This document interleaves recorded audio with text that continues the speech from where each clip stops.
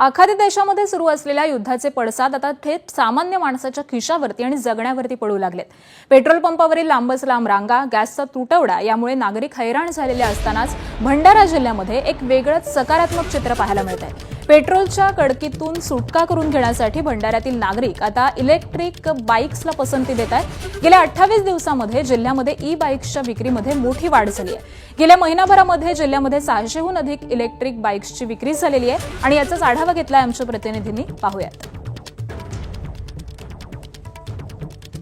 देशामध्ये मोठ्या प्रमाणात पेट्रोल आणि डिझेल टंचाईचा अफवा उडाली आणि वाहनधारकांना पेट्रोल आणि डिझेलसाठी मोठ्या प्रमाणात पेट्रोल पंपावर वाहनासह लाईन्स मध्ये ताटकळत उभं राहावं लागलं आणि त्यानंतर खऱ्या अर्थाने वाहनधारकांनाही पेट्रोलची धास्ती निर्माण झाली आणि इलेक्ट्रिक बाईक्स खरेदीवर आता नागरिकांनी जोर दिल्याचं चित्र बघायला मिळत आहे। भरपूर अशा गाड्या रोज आमच्या दुकानातून 10-15 याप्रमाणे रोज गाड्या विक्री होत आहेत आणि डिझेल पेट्रोल मिळत नसल्यामुळे लोकांना एक ऑप्शन म्हणून ही गाडी आपल्या घरी नेऊन ठेवत आहेत आणि ते चालवत पण आहेत। आणि आपली ही गाडी जी आहे एका चार्जमध्ये 70 किलोमीटर असं ॲव्हरेज देते आहे आणि ते 1 युनिट लागतंय फक्त 6 रुपयामध्ये 70 किलोमीटर।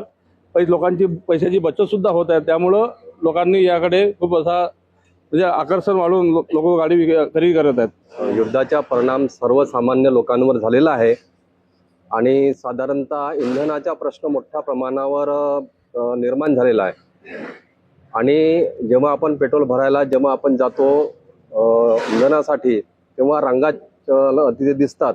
पुन्हा त्यांना त्राण सहन होत नाही, त्याच्यामुळे मी आता ईव्ही मी खरेदी केली।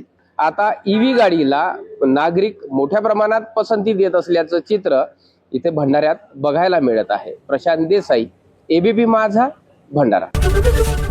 एबीपी माझा, उघडा डोळे